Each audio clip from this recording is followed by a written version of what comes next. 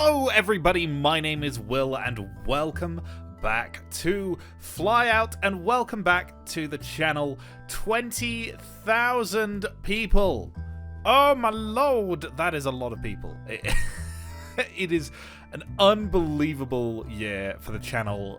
We started this year at 10,000 and at the start of the year I said I would set out a goal to hit 20,000 by the end of the year, and ladies and gentlemen, always smashed it. It's not even halfway through December. We are very early in December still, and we still have plenty to go. Maybe we can hit another milestone by the end of the year. Maybe we can hit 21,000. I don't know. If you're not subscribed yet and you like the content, subscribe. Maybe we could do something cool by the end of the year. I know I'm pestering a lot at the moment. It will end, but, you know, I'm doing the drive at the end of the year because why not? Don't worry, in January, I'll leave you alone a little bit more, but I'm feeling good right now. I'm motivated. I've been having a good time with Flyout. My last video in Sprocket was quite a lot of fun. If you've not watched that yet, I built an orc truck with a massive 155mm cannon on the back of it, which was simultaneously really cool and awful at actually doing anything tank related. So if you like seeing tanks, which are absolutely useless but look pretty cool, which most tanks that people tend to like are, that's not true at all. I don't know why I said that. That's just not true. But regardless, that video is there if you like stuff that sounds like that. But yeah, I kind of wasn't expecting to actually hit 20,000 by the end of the year. It looked pretty hopeless last month, I must admit. The subscriber growth has been slow for the last few months, but all of a sudden, out of nowhere, everybody seems to be watching my 500,000 millimeters of penetration video and subscribing through that. So, you know, sure, I'll take it. If you do happen to have come from that video, hi, welcome. Stick around, please. We're doing cool stuff here. We're gonna do a lot of cool stuff. It's gonna be cool. And today, I haven't even said what we're doing today. You've probably read the title and looked at the thumbnail and worked it out, but the very odd chance that you haven't done either of those things, you clicked this video with literally no idea what it was, and you've stayed this far. We are building a supersonic jet bomber, which would, in real life, be nuclear capable, but in Flyout, very incapable of pretty much anything. But, you know, that's fine, because we don't have bombs in Flyout yet. Do we? I don't think we do. Maybe I'm horrifically mistaken, and you guys are going to point that out in the comments that they've just been added in the patch that I'm playing on, and I just didn't realize. Maybe. I don't know. But, I think I've been getting a lot better at building in Flyout lately. I'm kind of getting a feel for how to make the shape of an aircraft look right, I feel. So I'm getting happier and happier with the builds that I'm actually doing. You know, in the last video we did, I showed off a bunch of your designs, and at the start I showed off my little stealth jet. I was kind of building that in the background as I was helping Yuzi build his jet when I was doing that. You can check out his video on his channel. It's linked in the channels section on my channel. He's done a couple of Flyout videos now, and man's already like building stuff that's way cooler than me, so, you know, no fair, but I'll catch up. You know, it's competition now. It's on. We're competitive by nature as to, so, you know, it's just gotta happen. But regardless, I do think that my builds are improving, and a lot of you guys in the comments seem to agree as well. So, you know, thank you for that. And if you do, by the way, have any ideas for future videos on this game or Sprocket or other games that you would like me to try out, which are somewhat in the genre that I tend to do, like buildy things, I guess, then do let me know in the comment section below or in the suggestions channel of my Discord. Once again, linked in the description. But yeah. Oh, here we go. We have got a little bit of a shape blocked out for this plane. Now, one thing that I did struggle for when I first started playing Flyout was building good-looking cockpits, and there's no real trick I can give you to this one. It's just kind of trial and error to see what you like the most, but This thing, maybe not my favorite cockpit. I feel like it's quite hard to do a flush cockpit on a jet bomber like this. Whereas in a fighter, it kind of just sits on top of the fuselage. These kind of meld smoothly into the sides of the aircraft. And so if you want to do what I did with this one, which is have the cockpit as a separate piece of the fuselage, you've kind of got this ugly joint between the two materials on the side where it's never going to be perfectly smooth. And if you try and get it perfectly smooth, you end up with these massive jagged edges. Something else I really struggled with this aircraft was actually deciding how long it should be. So you can see me here just extending the entire aircraft, growing the size of this tail plane because it was a little bit too small in my opinion, and just kind of tweaking that about. I do eventually return it to a little bit smaller, but kind of in between where it was at the start and where it is now. And I think also at some point earlier I extended the nose a little bit further out. So it's these kind of tweaks which don't actually feel like they do a lot at the time, but they really make an aircraft come together in the end of the build. I find, like, accepting that, hey, you know what, this isn't looking right and I'm gonna have to redo this is such an important part of the process of building these things. And actually, hang on, there's something else I mean to talk about. So while I give inspirational talks on how you should build aircraft, let's quickly say, if you do happen to be building a bomber or want to build a jet bomber as a result of this video and you need a little tutorial, there will be a tutorial on bomb bays at the end of this video. You just need to stick around. There will be a chapter for it, and if you want to skip straight to it, I'm not going to hold any grudges for that, but I hope that it goes into enough detail. I think I did a fairly good job with it. So if you have been struggling and wanting bomb bays on your aircraft, whether they're propeller, jet, or whatever driven, that should help you out, because it's, you know, it's not specific to this aircraft, it is just a general tutorial. So yeah, that's for all of you new Flyout players, of which there are quite a few still. But yeah, it's crazy to think that this game has already been out for so long. I mean, not so long, but it's been about two weeks, I want to say, since this game came out, which just doesn't feel right. It feels like it came out yesterday. But sometimes I forget. My upload schedule is somewhat slow. Unfortunately, I work 40 hours a week in another job, as well as doing YouTube on the side. So I'm a busy guy, what can I say? But yeah, no, we get it done. We get it done. And clearly you guys are enjoying it, which I am so happy for, so thankful for. So I really cannot express enough how much 20,000 subscribers mean to me. This is one of my, like, guilty admissions in my life, but the amount of years that I've been doing YouTube now, I've been doing it for more than half of my life, actually. The amount of times that I would, like, stand in the mirror and big myself up by pretending that my YouTube channel had, like, 10,000 subscribers, and I was like, oh man, that's such an unachievable goal, and that is now half of the subscribers I have. That is ludicrous! I don't even know what to say, but I think at 25 we'll have to do something really big, but I need time to think about it, guys. You're too quick. Anyway, we are done with the build, so let's get back to the gameplay now. Okay, so here we have our supersonic jet bomber, and as you can see, there's been a change or two since you last saw this thing, but nothing too vast. So I'm going to just show you around. We've got these 4 big old afterburning engines here. These push out one hell of a lot of thrust each. They will burn through all of the fuel on this craft if you put them at 100% in about 20 minutes. Which, there is a lot of fuel in this craft. There is kind of this big fuel tank here just simulating a huge mass of bombs. We haven't actually modeled bombs on the inside of this thing because I'm lazy. We have an all-moving tailplane, and then a non-all-moving rudder, and these massive swept wings. These things are absolutely huge, and as you can see, a lot of drag when they're at this angle, but they will sweep back to match the angle of the front here. So you can see just how much further those are going to sweep back. And then we got two fellows up in the front controlling the whole thing. I've not done a full interior, but as you can see, kind of started on one. I don't know whether I should move these guys further forwards or not, but it is a little bit snug on the inside. We do have a bomb bay door. I haven't put landing gear doors in just because there wasn't really a spot that made sense for them yet.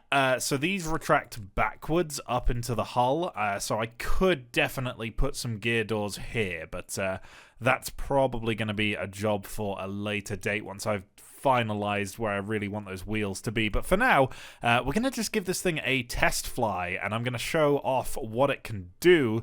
Obviously, we don't actually have any real armament, but we'll test out the top speed, we'll test out some altitude capabilities, and we'll just do a couple of fun maneuvers, because why not?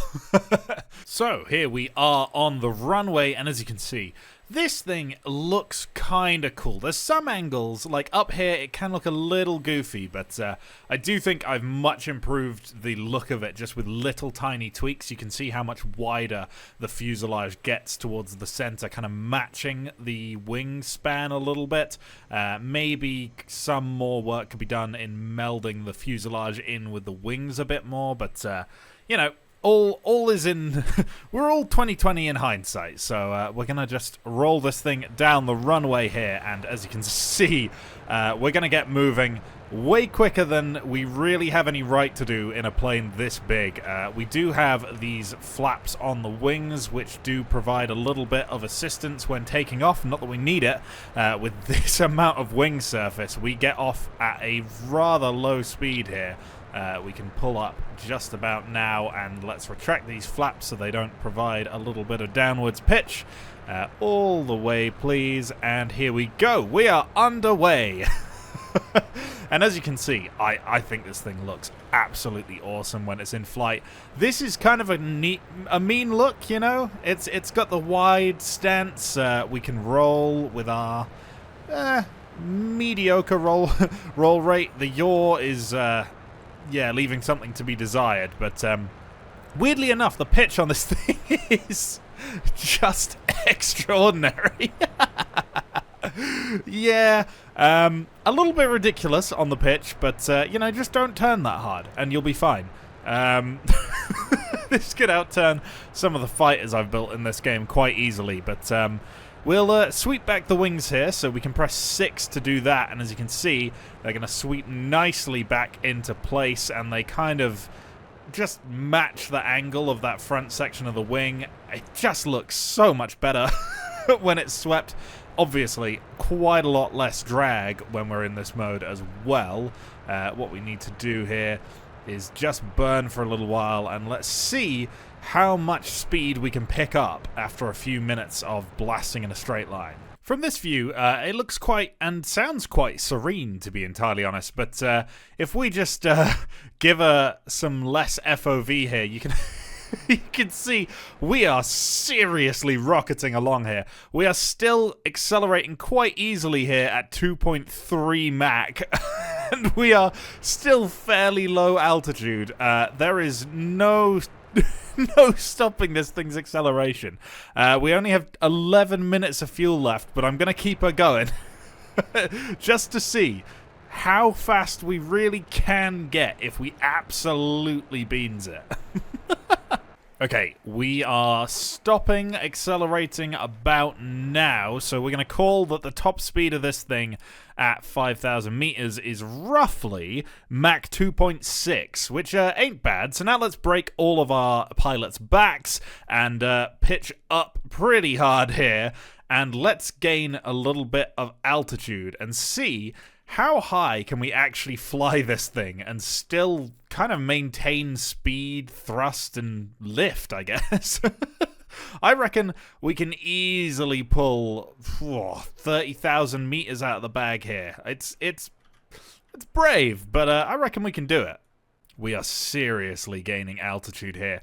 I am just giving a little bit of pitch down here with the trim just to let her slowly settle.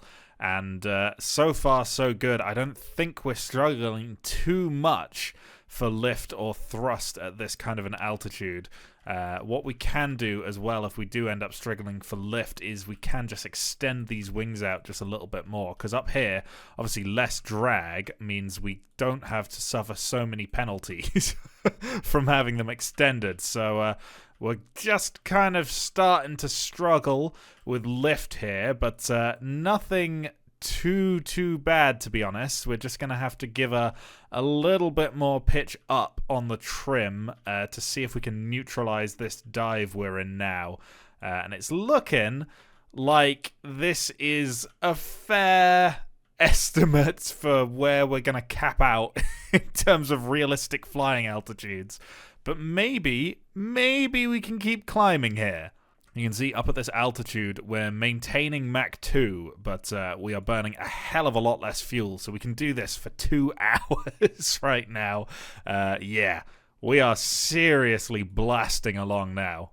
The color on these engines up here is absolutely insane.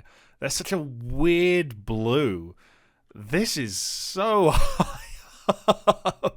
Oh my goodness me. I have absolutely no clue where home is. And I don't know if we'll ever be able to reach there. Oh man, it's taken a while to turn at this kind of an altitude, I've got to say. Okay, we've got ourselves back going in the opposite direction.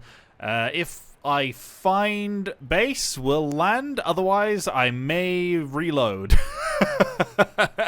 I have no navigation, so I have no idea where we are. I mean, I know it's roughly this way over the mountains, but I think it's in that valley behind these mountains and before the next range, but I could be wrong.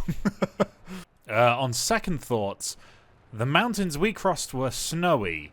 So I think my dive to try and see if the airfield is here is completely redundant. I think we've got to go past that set of mountains too, which would make sense given how long we were flying for.